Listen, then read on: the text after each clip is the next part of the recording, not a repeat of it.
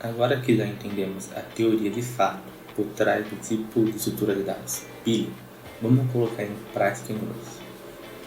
Eu estou com um projeto Rust aqui gerado, certo? A única coisa que eu fiz foi apagar o println que vem dentro da função main e criar um novo arquivo chamado stack. Esse stack vai ser onde vamos colocar a implementação da nossa pilha. A primeira coisa que eu vou fazer aqui em main é colocar a declaração mod e o nome do arquivo que eu criei, que é justamente para a função main reconhecer esse arquivo e eu poder utilizar as funções e estruturas que iremos criar dentro dele. A primeira coisa que vamos fazer vai ser criar nossa estrutura que vai representar o nosso tipo de dado. Então ela vai ser pública, né? Eu quero que seja acessada fora desse arquivo. Vai ser uma struct e vai se chamar stack, que é pilha em inglês. Já vamos começar associando ela a um valor genérico. Esse T representa um valor genérico qualquer, porque a gente quer que nossa pilha possa ser de qualquer tipo genérico. Possa ser textos, possa ser números, pode ser até outras pilhas. A gente pode fazer pilhas de pilhas. Isso vai dar o que os nossos casos de uso durante a nossa programação vai requerer. E como propriedade dela, vamos ter uma variável de elementos, que vão ser os elementos dele. E como ele vai fazer para armazenar esses elementos? Nós vamos utilizar já os vetores que ele tem em Rust, que vão ser o mesmo tipo T da nossa stack. E vamos precisar de outra variável para essa estrutura que vai ser o tail. O tail ele vai representar o número da posição do elemento que está no topo da nossa pilha, certo? Ele vai ser um size também. E por convenção, para essa nossa implementação, nós vamos dizer que se tail for igual a 0, significa que nossa pilha está vazia.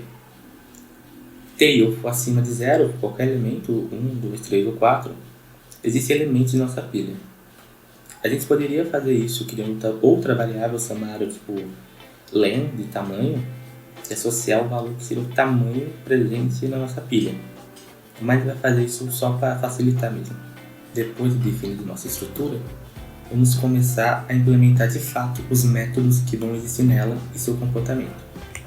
Então, implemente stack. A primeira função que iremos criar vai ser uma função de criação de uma nova pilha. Quando criamos uma nova pilha, o vetor de elementos tem que estar vazio e o tail vai começar em 0. Então, pub new, eu vou retornar self, que eu estou me referindo ao próprio tipo que está sendo implementado, que nesse caso é stack. Eu vou fazer aqui self,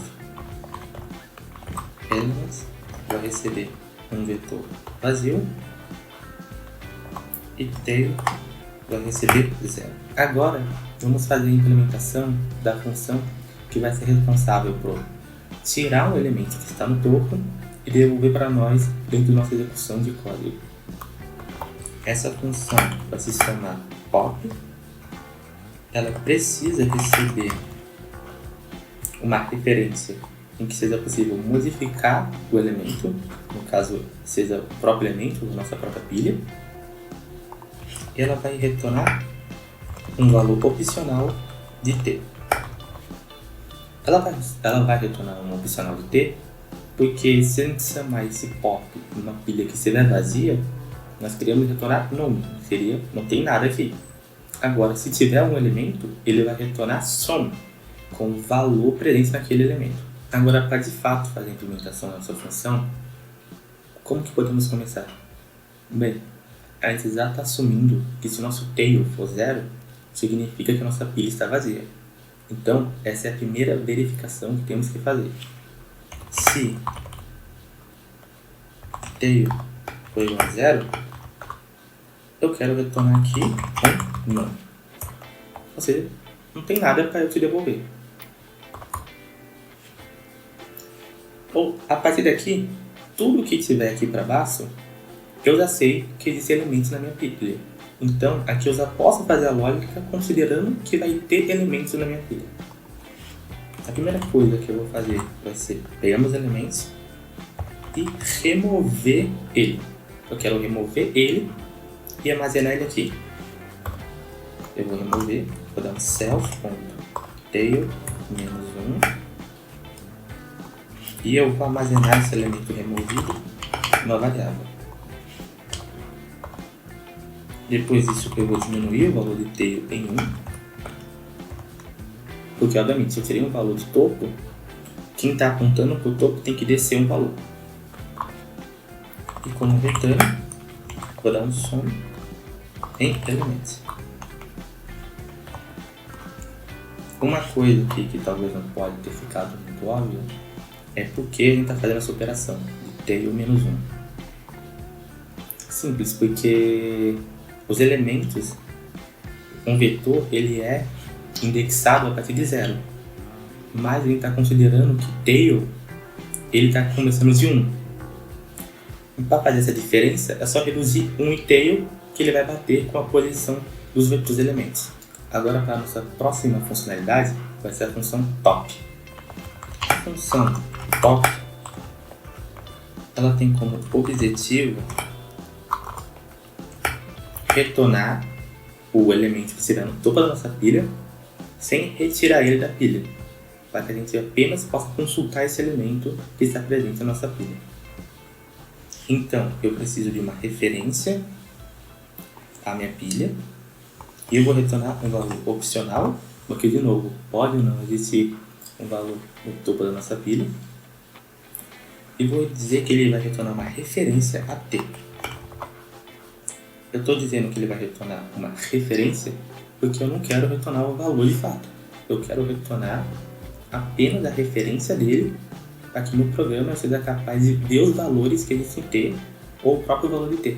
A implementação dessa função vai ser bem mais fácil do que o anterior, pois os vetores eles já têm por padrão uma função chamada get, que a gente vai passar para ele a posição de tail e ele vai retornar para mim um option como a referência daquele elemento.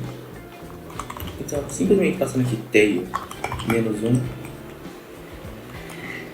isso aqui já vai estar retornando o que a gente precisa aqui. A próxima função que iremos implementar é a isEmpty. Ela serve justamente para verificar se a nossa pilha está ou não vazia, retornando um booleano.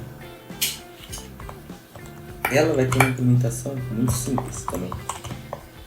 Eu preciso apenas de uma referência à nossa pilha. Vou retornar um booleano, que é um valor de verdadeiro ou falso, né? True ou false. E para verificar se a nossa pilha está vazia, eu já coloquei qual é a regra. Nossa pilha vai estar vazia se tail for igual a 0. Então, eu posso retornar isso aqui, self.tail é igual a 0. Se isso aqui for verdadeiro, ele vai retornar um true. Se isso aqui for false, ele vai retornar um false. Bem autoexplicativo. E por que precisamos, dessa função? Não sei se ficou claro isso, mas essas variáveis que existem dentro da nossa estrutura da pilha, elas não são públicas. Se eu criar essa stack, a gente vai ver, se criar uma instância dessa stack na nossa função main, a gente não consegue acessar diretamente essas variáveis, o elements ou tail. E está correto isso. Nós não queremos que seja possível adicionar elementos ou modificar o valor de tail que não seja pela somada das nossas funções, porque aí estaria quebrando possivelmente as regras da implementação dela. A gente quer que a nossa pilha tenha uma funcionalidade, e se a gente permitir que esses valores sejam manipulados por fora, vai quebrar a funcionalidade da nossa pilha. E por último, e talvez sendo a função mais importante da nossa pilha, é justamente adicionar elementos ao topo da nossa pilha, certo? A gente vai chamar essa função de bus, e assim como a função de pop, eu preciso ter uma referência mutável da minha pilha, porque eu preciso modificar minha pilha. E eu preciso receber também um elemento, que vai ser do tipo T. Eu não preciso retornar nada nesse caso, porque eu vou estar adicionando elementos para ela. Primeira coisa vai ser eu pegar o elemento e adicionar esse novo elemento para ela. Vou pegar meu tail e adicionar mais um, certo? Então, com isso, a gente já tem todas as funções que precisamos para a nossa pilha. Fica, aliás, como desafio você ter um novo elemento, um novo atributo aqui de size e, por exemplo, limitar o tamanho da nossa pilha. Se você quiser criar pilhas, por exemplo, que só podem ter 10 elementos, aí você faz a verificação se a pilha está na sua capacidade máxima ou não. Aí você precisa de uma nova função chamada isFull. E quando estivesse adicionando o elemento, você teria que verificar se ela não está cheia. Mas não iremos fazer isso agora. No nosso momento, nossa pilha ela é limitada de tamanho. Nós podemos adicionar infinitamente mais e mais elementos. E que tal agora a gente testar de fato a nossa pilha, né? Eu vou criar uma variável mutável com o nome de pilha 1. Ela vai ser o stack que a gente criou. Vou chamar a função new. Por enquanto, a gente pode até ver aqui, ó, ele já disse, stack, ele não sabe que tipo que é. Mas a partir do momento que a gente vier aqui no pilha 1, ele é um plus, vai adicionar um elemento, adicionar o 10, por exemplo, ele já vai assumir que é um tipo i32. Porque ele já está colocando a inferência de tipos automaticamente. Eu poderia fazer isso manualmente, tá? Eu poderia vir aqui, digitar stack i32. E também vai funcionar. E, por exemplo, se eu não quisesse que fosse um i32, fosse um 8, também vai funcionar normalmente. O que muda entre esses tipos numéricos são só o valor máximo que eles conseguem armazenar, tá? Mas eu acredito que isso você já tem conhecimento. Vou adicionar mais valores para essa pilha. 30. E agora vamos testar a funcionalidade de remover elementos dela. Nós só temos 3 elementos. Nesse primeiro elemento, ele tem que remover o 30, porque o 30 está no topo da nossa pilha. Nessa segunda passada de código, ele tem que remover o 20. Depois, nessa última, ele tem que remover o 10. Nesses próximos 2, ele tem que me retornar null, porque não vai existir mais valor na nossa pilha. E, para fazer o último teste aqui, ln, vamos fazer aqui, a pilha está vazia, eu vou chamar pilha 1.isEmpty. Ou seja, antes de fazer as remoções, vamos ver se a nossa pilha está vazia. E no final, vamos fazer a mesma verificação de novo. Eu vou vir aqui e executar esse código. Eu vou, dar um cagrão aqui. Ó, eu vou aumentar isso aqui só para ficar mais fácil de ler. A pilha está vazia? Falso. Exatamente, nossa pilha, nesse primeiro momento aqui, ela não está vazia, porque ainda tem os elementos aqui. Opa. Ele tirou o primeiro elemento do topo, 30. Ele tirou o segundo, 20. Ele tirou o último, 10. As próximas 2 vezes que ele tentar retirar um elemento, vai dar nome. E aqui, vamos estar verificando, a pilha está vazia? Sim, verdadeiro. E para testar também, a gente pode testar também a funcionalidade do top, né? A gente pode vir aqui,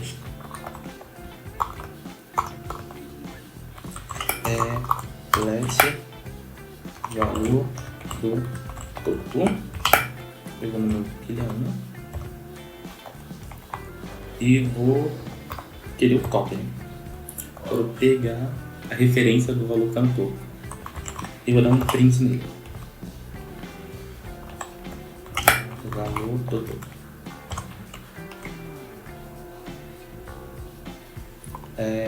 Tá.